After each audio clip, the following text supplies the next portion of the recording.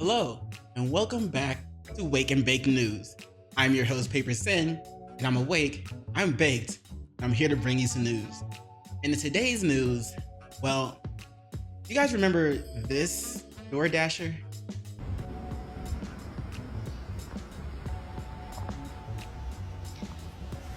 That's fucked up.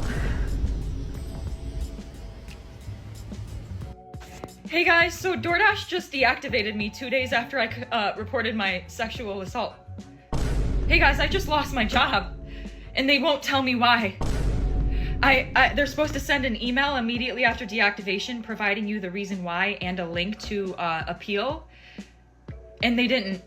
So I contacted support, and they made me sit on the phone with them for 50 minutes just to tell me that they can't tell me the reason why, and I have to just go ahead and appeal without knowing why. So my chances of getting my account back, they have my money in that account. I was working! I was literally working! And they deactivated me! This is related. They just punished me for posting about my sexual assault while DoorDashing. They just fired me! And the police are doing nothing! I lost my job! And that was my only way to make money to pay my bills! 3 days ago, October 12th, 2025. All right, that's enough. So, she claims that she doing her job, she dropped off the food for their customer, and that the door was wide open, and he was booty butt naked on the couch, right? Well, there are other people who are saying that in her very first original video, before the one she claims is her original, they say that she said something different about the door. Check this out. Here's what I would do if I was that DoorDash customer. First thing I would do is I would press charges against this DoorDasher. So I was someone who saw her original video before it was either deleted or taken down by TikTok, whatever happened. And in the original video, she said that the door was cracked and she pushed it open. That's breaking and entering. That's criminal trespass.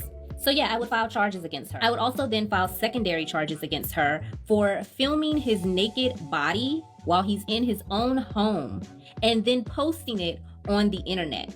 I mean, at this point, she's a peeping Tom. I would get a really, really, really aggressive lawyer and try to go after her for also revenge.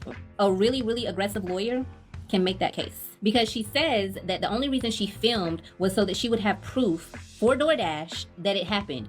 So why didn't you send the video to DoorDash? Why did you choose to post the video on social media? You were looking for attention, ma'am.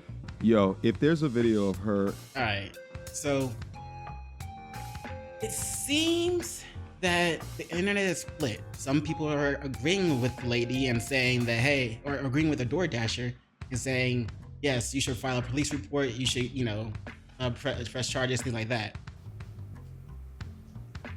Man. Some people are agreeing with the other lady we just watched. And they're saying, well, that is trespassing. That's criminal, and you should be the one that's getting charges pressed on. Lock them up. Oh, man. Lock them up. Well, guess what? Karma is a bitch. Huh. Check this out. Now, this is a news article by Newsweek. It states, ex-DoorDash worker arrested after naked customer assault video. Gotcha, bitch. Now, which DoorDasher do you think they might be talking about? I wonder. Look at this. A fired DoorDash delivery driver in New York has been arrested after she shared footage online of a customer exposed from the waist down and alleged it was SA. Olivia Henderson posted several videos on TikTok in which she described the incident on October 12th, including one that appeared to show a customer lying on a couch. Publicly available arrest records seen by Newsweek said Henderson faces 2 felony charges of disseminating surveillance imagery and unlawful surveillance. Now, the first charge, disseminating surveillance imagery, is pretty much spreading. It's pretty much spreading the video around on the internet. And like you saw that she said earlier in her own video, she posted it 3 times and she kept getting it taken down and getting strikes. So it amassed to getting millions of views. Now, that's definitely disseminating disseminating the surveillance imagery. Now, the second charge is unlawful surveillance, which is pretty much the entire act of her recording the video that she shared on the TikTok.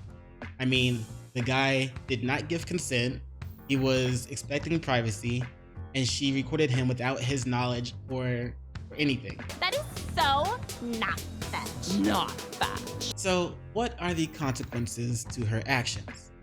Let's check it out. Bam!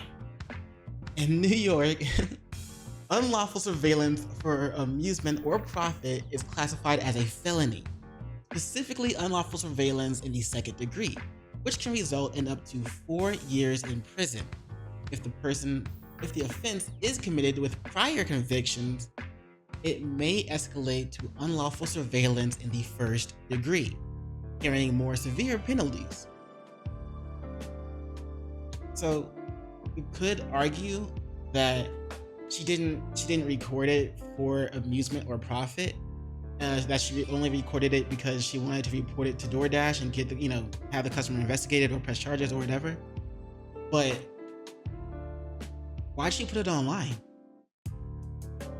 Why did she put it on TikTok for all of us to look at and talk about right now? What was the point in that? They'll just sent the video to DoorDash. Some people are really fucking stupid. I think it's gonna be pretty hard to disprove that. And now the second charge is dissemination of an unlawful surveillance image in the first degree. This is by the law firm of Andrew W. Stengel.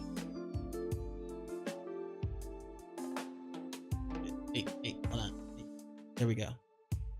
So the sentencing for this charge, for this crime, this heinous act, is dissemination of an unlawful surveillance image in the first degree is a Class E felony in New York. The maximum jail sentence, is 1 1/3 to 4 years, and the minimum is 1 to 3 years. So, or if without prior felony conviction. The sentence is for a person who has a second conviction within the past 10 years or longer. I guess I never meant to say. Prison is not required for a first felony conviction of dissemination of an unlawful surveillance image in the first degree.